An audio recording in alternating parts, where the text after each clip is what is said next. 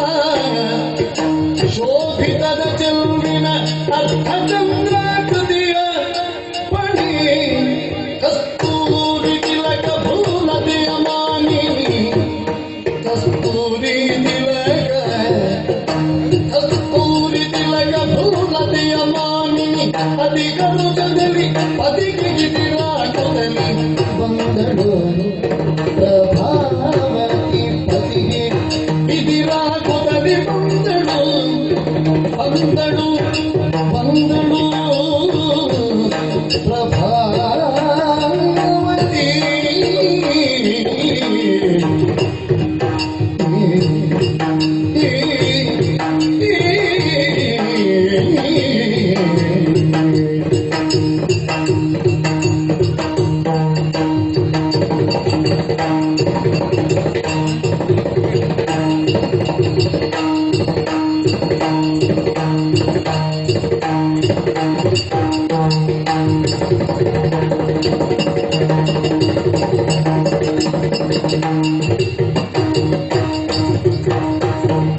ಸತಿಸಿತೋಮಣಿ ಪ್ರಭಾವತಿ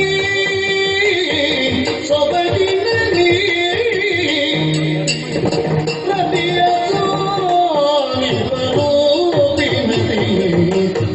ಸೊಬಗಿನಲ್ಲಿ ರತ್ನಾಭರಣಗಳ ದ್ಯುತಿ ಬೆಳಗುತ್ತಲಿ ಪ್ರತಿ ಮದಗದಂತೆ ಗದಿಗ ನಿಡುತ್ತಲಿ ಚತುರಾತಿರ ನಿಧಿಯುಡುಗೆಗಳ ಶೋಭಿತದ ಚೆಲುವಿನ ಅರ್ಧಚಂದ್ರಾಕೃತಿಯ ಫಣಿ ಕಸ್ತೂರಿ ತಿಲಕ ಬೃಹತೆಯ ಮಾನಿನಿ ಅಧಿಕ ರುಚದಲ್ಲಿ ಅಧಿಗೆ ತಿರಾಗುತ್ತಲಿ ಬಂದಳು ಪ್ರಭಾವತಿ ಬಂದಳು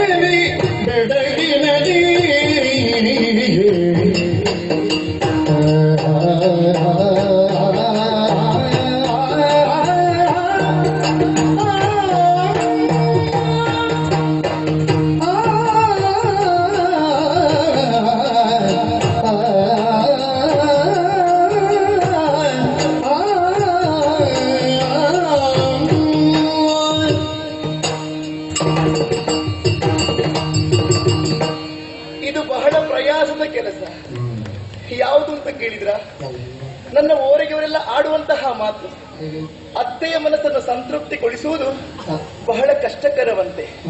ಆದ್ರೆ ನಾನು ಹೇಳುವುದೇನು ಬಲ್ಲಿರಾ, ಅದು ಬಹಳ ಸುಲಭ. ಒಂದೇ ಕೆಲಸ ಮಾಡಿದ್ರೆ ಆಯ್ತು. ಸೊಸೆಯಾದವಳು ಅತ್ತೆಯನ್ನು ತಾಯಿಯಂತೆ ಕಂಡರೆ, ಹಾಗೆ ಅತ್ತೆಯಾದವಳು ಸೊಸೆಯನ್ನು ಮಗಳಂತೆ ಕಂಡರೆ ಮನೆ ಎರಡಾಗುವುದಿಲ್ಲ, ಎಲ್ಲವೂ ಒಂದಾಗುತ್ತದೆ. ನನ್ನ ಅತ್ತೆ ಸುಗರ್ಭಾದೇವಿ ಅದನ್ನೇ ಮಾಡಿದ್ದು, ನಾನು ಅದನ್ನೇ ಪಾಲಿಸಿದ್ದು ಸ್ವಾಮಿ. ಮಾತ್ರವಲ್ಲ, ಒಂದು ಮಾತಿದೆಯಲ್ಲ, ಹೆಣ್ಣಾದವಳ ಮನಸ್ಸಿನಲ್ಲಿ ಒಂದು ಕನಸಿರ್ಬೇಕಂತೆ, ಕೈಯಲ್ಲಿ ಒಂದು ಕನ್ನಡಿ ಇರ್ಬೇಕಂತೆ. ಆಗ ಹೆಣ್ಣು ಏಕಾಂಗಿ ಆಗುವುದಿಲ್ಲ, ಒಬ್ಬಂಟತನ ಎನ್ನುವುದು ಬಾಧಿಸುವುದಿಲ್ಲ. ನಾನು ಹಾಗೆ ಸಾವಿರಾರು ಕನಸುಗಳನ್ನು ಹೊತ್ತು ಈ ಚಂಪಕಾವತಿಯ ಪ್ರವೇಶ ಮಾಡಿದೆ. ಮಾತ್ರವಲ್ಲ, ಈ ಚಂಪಕಾವತಿಯ ಸೊಸೆಯಾಗಿ ಈ ಮನೆಯನ್ನು ಬೆಳಗಬೇಕು ಎನ್ನುವ ಹಾಗೆ ಆಸೆಯನ್ನು ಹೊಂದಿದವಳು ನಾನು. ನನ್ನಪ್ಪ ಆಗಾಗ ಹೇಳುವಂತಹ ಮಾತಿನಲ್ಲಿ ಮಾಧುರ್ಯತೆ, ಭಾವನೆಯಲ್ಲಿ ಸಹನೆ, ನಡತೆಯಲ್ಲಿ ಲಜ್ಜೆ, ಇದನ್ನು ಮೈಗೂಡಿಸಿಕೊಂಡಾಗ ಹೆಣ್ಣಾದವಳ ಜೀವನ ಉಜ್ಜೀವನವಾಗುತ್ತದೆ. ಹೌದು ಸ್ವಾಮಿ, ನಾನು ಅದರಂತೆ ಪಾಲಿಸಿದವಳು. ಆದ್ರೆ ಒಂದು, ಹೆಣ್ಣಾದವಳು ಉಭಯ ಕುಲ ದೀಪಗಳು ಎನ್ನುವ ಹಾಗೆ ಕೊಂಡಾಡಿದರು. ಹುಟ್ಟಿದ ಮನೆಯನ್ನು, ಮೆಟ್ಟಿದ ಮನೆಯನ್ನು ಬೆಳಗುವಂತಹ ಸಾಮರ್ಥ್ಯ ಇರುವುದು ಹೆಣ್ಣಿಗೆ ಮಾತ್ರ. ನಾನು ಆ ಬಗ್ಗೆ ಆಲೋಚನೆಯನ್ನು ಮಾಡುತ್ತಾ ಇರುವುದು. ಎಲ್ಲವರು ಹೇಳುತ್ತಾ ಇದ್ದಾರಲ್ಲ, ಸತಿಶಿರೋಮಣಿ ಪ್ರಭಾವತಿ ಎನ್ನುವ ಹಾಗೆ ಹೊಗಳಿಕೆಯ ಮಾತು. ಆ ಹೊಗಳಿಕೆಯ ಮಾತನ್ನು ಕೇಳಿದಾಕ್ಷಣ ಹಿಗ್ಗುವವಳು ನಾನಲ್ಲ. ಹಾಗಿದ್ರೆ ಏನು ಮಾಡಬೇಕು? ಅವರಾಡಿದಂತಹ ಮಾತನ್ನು ಪೂರೈಸುವಲ್ಲಿ ನಾನು ಹೇಗೆ ವ್ಯವಹರಿಸಬೇಕು? ಆ ಬಗ್ಗೆ ಆಲೋಚನೆಯನ್ನು ಮಾಡಬೇಕು. ಹೆಣ್ಣಾದವಳ ಜೀವನ ಸಾರ್ಥಕವಾಗುವುದು ಯಾವಾಗ ಹೇಳಿ? ಯೋಗ್ಯರಾದಂತಹ ಅವರನ್ನು ಕೈ ಹಿಡಿದಾಗಲ್ಲ, ಒಂದು ಮಗುವಿಗೆ ಜನ್ಮವನ್ನು ಕೊಟ್ಟಾಗ. ಸ್ವಾಮಿ, ನನ್ನ ಬಗ್ಗೆ ನಾನು ಆಲೋಚನೆಯನ್ನು ಮಾಡಿಕೊಳ್ಳುವುದು. ಒಂದು ಮರಕ್ಕೆ ಸಾವಿರಾರು ಹಣ್ಣುಗಳು, ಒಂದು ಬಳ್ಳಿಗೆ ಹಲವಾರು ಹೂಗಳು, ಹಾಗೆ ಒಂದು ಹಸುವಿಗೆ 10 ಆಕಳುಗಳು. ಇದನ್ನು ಅಯಾಚಿತವಾಗಿ ಕೊಡುವಂತಹ ಪರಮಾತ್ಮ ನನ್ನ ಪಾಲಿಗೆ ಯಾಕೆ ಮುನಿದ ಎನ್ನುವ ಹಾಗೆ ಭಾವಿಸಿಕೊಳ್ಳುವುದು? ಸುಧನ್ವ ಮಹಾಶಯರನ್ನು ಕೈ ಹಿಡಿದವಳು ನಾನು. ಮದುವೆಯಾಗದೆಷ್ಟೋ ಕಾಲಗಳೇ ಕಳೆದು ಹೋಯಿತು. ನಮ್ಮ ದಾಂಪತ್ಯದ ಪ್ರತೀಕವಾಗಿ ಒಂದು ಮಗುವನ್ನು ಕಂಡವಳಲ್ಲ ನಾನು. ಆದ್ರೆ ಪ್ರಭಾವತಿ ಯಾವ ಕಾಲಕ್ಕೂ ನಿರಾಶಾವಾದಿಯಲ್ಲ, ಆಶಾವಾದಿ. ಇಂದಲ್ಲ ನಾಳೆ ಪರಮಾತ್ಮ ಕರುಣಿಸಿಯಾನು ಎನ್ನುವಂತಹ ಆಸೆಯನ್ನು ಹೊತ್ತು ಬದುಕುತ್ತಾ ಇರುವಳು ನಾನು. ಅದಕ್ಕೆ ಈ ಕಾಲ ಎನ್ನುವುದು ಸರಿಯಾಗಿದೆ ಸ್ವಾಮಿ. ಯಾಕಂದ್ರೆ ಈ ಕಾಲಕ್ಕೆ ಋತುಸ್ನಾತಿಯಾದಂತಹ ನಾನು ಮಂಗಲ ಸ್ನಾನವನ್ನು ಪೂರೈಸಿ ಇದು ಸಿದ್ಧನಾಗಿದ್ದೇನೆ. ಯಾಕೆ ಬೇಕಾಗಿ? ನನ್ನವರನ್ನು ಕೂಡುವುದಕ್ಕೆ ಬೇಕಾಗಿ. ಮಾತ್ರವಲ್ಲ, ಆ ಮುಖೇನವಾಗಿ ಸತ್ಸಂತಾನವನ್ನು ಪಡೆಯಬೇಕೆನ್ನುವ ಹಾಗೆ ಆಸೆಯನ್ನು ಹೊಂದಿದವಳು ನಾನು. ಅದಕ್ಕೆ ಬೇಕಾಗಿ ಹೊನ್ನಿನ ಹರಿವಾಣದಲ್ಲಿ ಚಂದನ, ಶ್ರೀಗಂಧ, ಕೆಂಡ ಸಂಪಿಗೆ ಇದನ್ನೆಲ್ಲ ಇರಿಸಿದ್ದೇನೆ. ಇದನ್ನು ಕಂಡಾಗಲೇ ನನ್ನವರು ಅರ್ಥೈಸಿಕೊಳ್ಳಬೇಕು ಪ್ರಭಾವತಿಯ ಮನದಿಂಗಿತ ಏನೆಂಬುದನ್ನು. ಓಹೋ